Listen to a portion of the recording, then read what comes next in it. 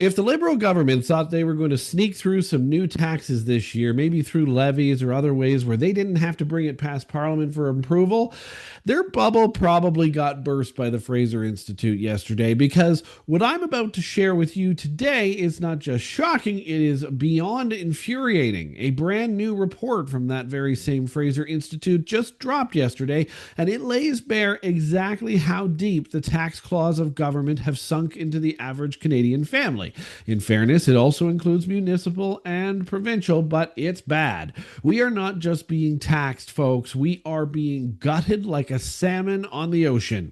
Let me be clear with you and walk you through what this report actually exposes. Then we're going to talk about where this is heading and why Canadians under Prime Minister Mark Carney and his nearly $1 trillion in debt under the Liberal government should be very, very worried. Let's go. Welcome to Bakes on Things. Taxes are the biggest expense for Canadian families. The Fraser Institute report points out that the average family in Canada spent about $48,000 in total taxes last year. The report also says Canadian families spent more on taxes than on housing, food, and clothing combined. It says taxes have grown faster than any other expenditure for an average Canadian family, going up by more than 2,700% since 1961.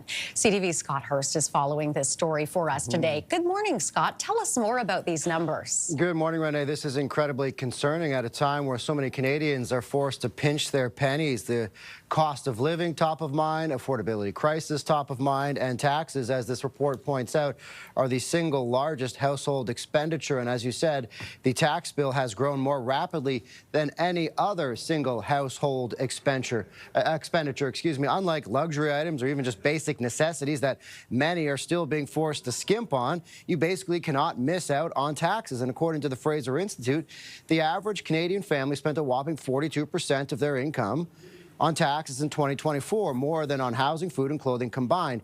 In 2024, the average Canadian family with an income of nearly $115,000 paid more than $48,000 in total taxes. That includes, so we say total taxes, income tax, payroll, health taxes, sales taxes, taxes on liquor, tobacco, fuel, carbon taxes, etc. Putting all the different federal, provincial, municipal levies together, the total tax bill increased a staggering more than 2,700% since the first year of this report, 1961. So, Renee, as I mentioned, incredibly concerning for families at a time when affordability is so significant on our minds. Cost of living top of mind when we're going to the grocery store and seeing what we can and cannot afford in terms of rent or mortgages, what we can and cannot afford. And so seeing this in stark numbers is incredibly concerning for Canadian families.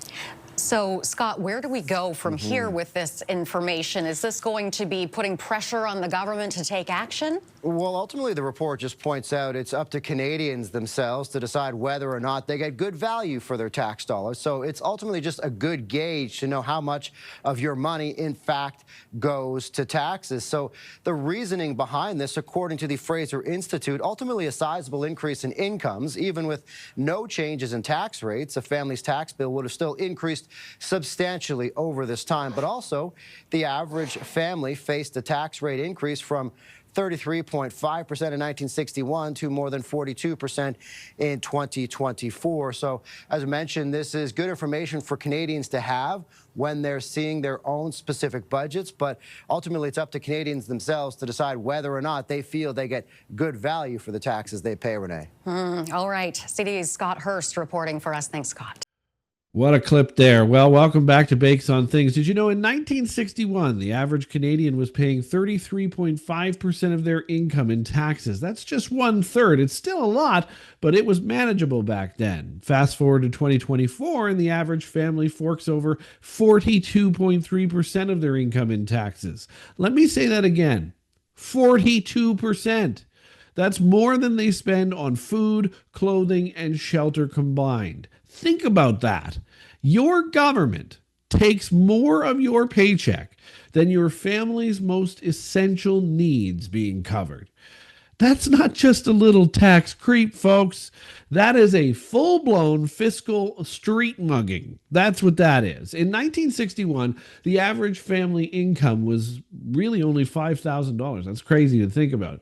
But they paid $1,675 in taxes. In 2024, that same family earns $114,289, but pays $48,306. And don't forget, this includes every tax: income, payroll, health, sales, property, fuel, carbon, import duties, excise taxes, booze, smokes, and yes, taxes on the businesses you buy from, which get passed on to you. Surprise, surprise. It's all part of this total. Since 1961, the total tax bill has risen by a mind-blowing 2,784%. That's faster than food, housing, faster than clothing, and faster than inflation itself. It's the single fastest growing expense in Canadian history. That's right. Taxes. Are you kidding me right now? Okay, so here's the thing. Here's the raw deal on all of this. Did you go through this report? If you didn't, I'm walking you through it right now. Here's where it gets even darker. That 42.3% is based on today's tax bill. But what if the government actually had to balance the books instead of running the massive deficits they run today? What if they had to cover everything they spend with real taxes today? Well, according to the report, if governments had not run deficits and instead taxed Canadians for every dollar they've spent, the average family's tax burden would instead have jumped to over 3,000% higher than 1961 levels. I'll wait for you to let that sink in. They call it the Balanced Budget Tax Index, and it tells us that deferred taxes, today's deficits, are tomorrow's tax hikes. And that day, my friends, is coming like a runaway freight train. So now that we have this liberal era of tax explosion, what do? Who oversaw most of this explosion? Well, look, we can't pretend all of this happened under one government, but here's the thing. We can say the following. Under Liberal governments, especially in the past decade and now under Mark Carney, deficits have become structural, spending has ballooned, and taxes have risen faster than they ever have before. That's this government's fault. And even though Mark Carney's new, most of the people here were under Trudeau. And under Trudeau, and now Carney, the tax burden has hit record highs like we've never seen before. And look, it's still potentially growing. Remember, in fiscal year 2024-25, 8 out of 10 provinces and the federal government are all running deficits. That's totaling $68.4 billion across the country, and the national debt under Carney is approaching $1 trillion. That's not even an exaggeration. That's the real number. So now ask yourself, where's that money going to come from? How are we going to make that up? Where is this headed? And that's where we have the severe Carney warning again. Because if nothing changes, folks, if Carney continues down this path of European-style taxation, carbon levies, and social engineering through fiscal policy, your taxes are only going to go higher, and they're exploding already. So let's play this out. Let's assume that deficits require repayment, because I'm pretty sure when you have a debt, you got to repay it. That means new taxes or increased rates on existing ones. It means potential for things like new wealth taxes basically being on the table. They're already being tested in other OECD countries. Carney has floated support for these models in the past in his book and other speeches. And then there's home equity taxes, a real possibility, especially as housing values rise and governments grow jealous of your unrealized gains. Pet taxes? We talked about this. It's already happening in parts of Europe. It's well beyond the licensing fees, by the way, and don't rule it out here. Everything is taxable in the eyes of a desperate government. Consumption taxes like GST could be expanded or hiked. And then don't forget about the carbon taxes, which even though they're going commercial, even as families freeze and food prices spike, they're still pushing this hard in the corporate commercial world. If we keep walking down this road, the average Canadian family could soon see half or more of their income consumed by this government's taxes. And what's left? Debt, stress, and burnout, and a sense of powerlessness. That's what unchecked taxation breeds rampantly in a country. The human cost. And listen, the human cost is massive. It's not just about the numbers when we talk taxes. This is about you as a person, about families, about dreams that are slipping away in this country. When taxes take more than food, shelter, and clothing, it means delayed retirements. It means canceled family vacations. It means kids who can't get ahead or participate in sports or the arts. It means parents who can't save for their kids' educations. It means entrepreneurs who give up, young couples who stop having kids because it's just too damn expensive. It means a growing mental health crisis in this country, rising epic anxiety problems, more prescriptions for more antidepressants, and more burnout, fewer options, and unfortunately, less hope. That's what taxes are doing to us in reality. We're becoming tenants in our own country, working harder just to be told that we still haven't paid enough. At what point does that end? And what can you do? That's the real question here. The first thing is we have to continue to speak out. I know you're exhausted. I know you're tired of speaking out, but you can't stop.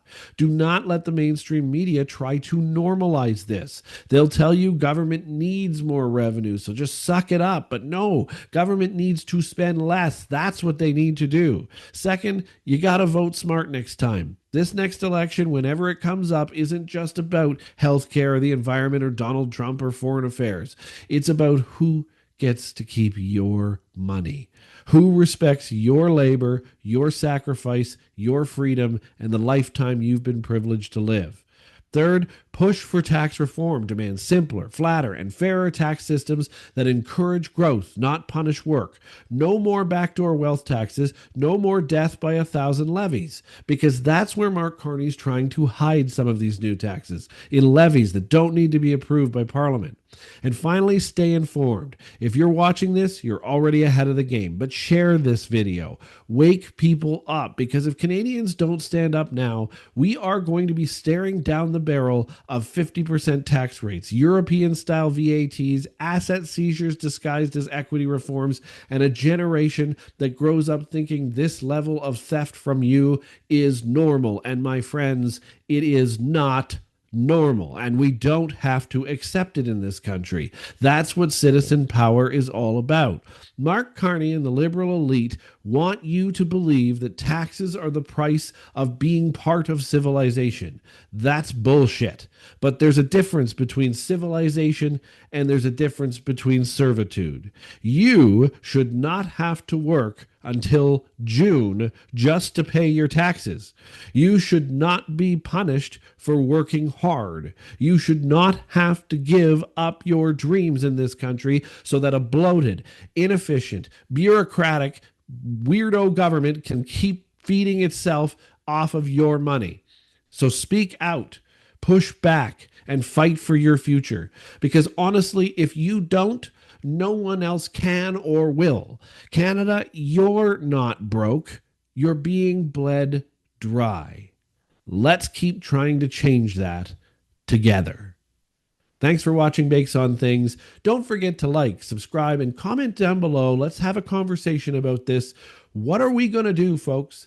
Because we're going to have to do it together. We'll see you tomorrow.